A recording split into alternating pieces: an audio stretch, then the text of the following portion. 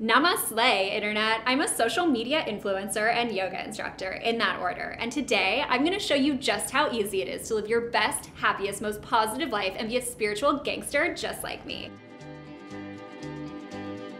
Obviously, I do a lot of positive affirmations. You are happy. You are abundance. You will get that sponsorship deal with Lululemon. I used to think I'd never get over the staggering pain and anxiety of my parents' tumultuous divorce when I was a child and the gaping hole of unworthiness it left in my heart. But then I met my master Reiki guru, and in one 45-minute session, he balanced all my wounded chakras. I just feel so at peace, you know? Wait, this post of me doing a handstand next to a waterfall on a tropical island only got 500 likes?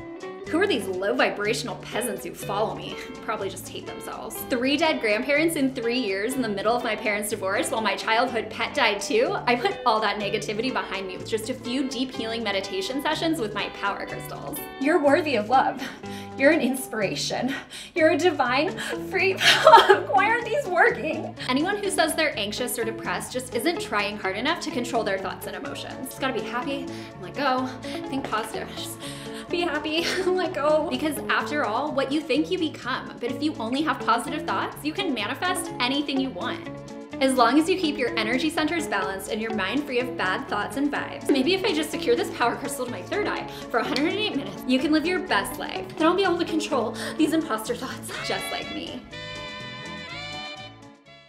Okay, so I have to say that I do love yoga, and I actually am a yoga instructor, and I meditate every day, and these are my crystals, and I have many more around my apartment. I love sage, I love Palo Santo, I'm into essential oils, and I've seen an energy healer more than once. But the obsessive focus on the power of positivity and no bad vibes and just let go has infected social media and created a false image of spirituality and healing that few can achieve, including those posting about it. This type of behavior can be described as spiritual bypassing, a term coined by psychologist John Welwood in the 1980s, who has described it as follows. When we are spiritually bypassing, we often use the goal of awakening or liberation to rationalize what I call premature transcendence, trying to rise above the raw and messy side of our humanness before we have fully faced and made peace with it. In one example, he described meditation as a form of spiritual bypassing. Meditation is frequently used to avoid uncomfortable feelings and unresolved life situations. For those in denial about their personal feelings or wounds, meditation practice can reinforce a tendency toward coldness, disengagement, or interpersonal distance. Most people have such good intentions and mean so well, but in many cases, they're both offering and consuming quick fix solutions and platitudes without addressing the need for deeper healing, when in reality, admitting to yourself and others that you're not okay is totally okay, and in fact, it's necessary for that healing to occur. Yet there's an obsessive fixation on the positive, on manifestation, on controlling your thoughts, of be this, do that, and a deep sense of failure when we can't because of deeper unresolved pain. There's a pervasive phobia of feeling any kind of discomfort and what might be labeled as bad or negative. I wouldn't be making this video if I hadn't engaged in this exact type of behavior for years, and I still find myself doing it. But what I've learned is that every external shiny new fix, no matter how wonderful, no matter how spiritual, eventually wears off, and you're left feeling your feelings of discomfort, whether that's fear, anxiety, depression, sadness, you name it.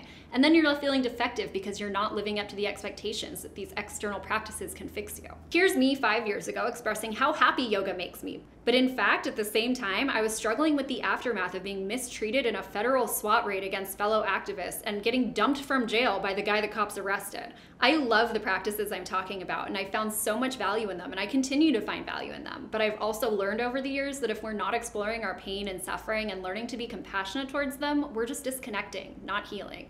As Welwood said, it can be quite threatening when those of us on a spiritual path have to face our woundedness or emotional dependency or primal need for love. But that discomfort and those so-called negative feelings are intelligent. They're trying to tell us something and help us figure out what we really need. And I can confidently say that it's probably not a pretty blonde lady promising to make you rich with Kundalini yoga in a sponsored Instagram post or a $90 sweatshirt proclaiming you're woke as fuck. These are external fixes that aren't actually fixes. And on that note, since I almost exclusively make videos about politics and current events, I just want to add one final thought.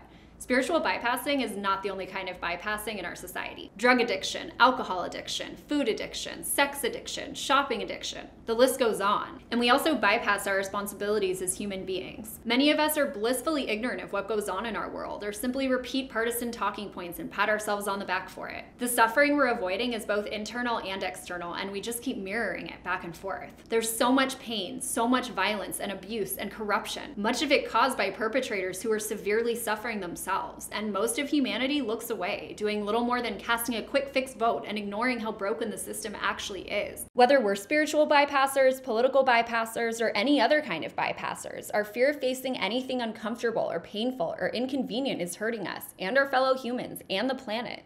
So I just want to humbly suggest, both for myself and others, that we all try to be a little bit more conscious of all kinds of bypassing, take responsibility on our own, and actually do something to heal ourselves and the world.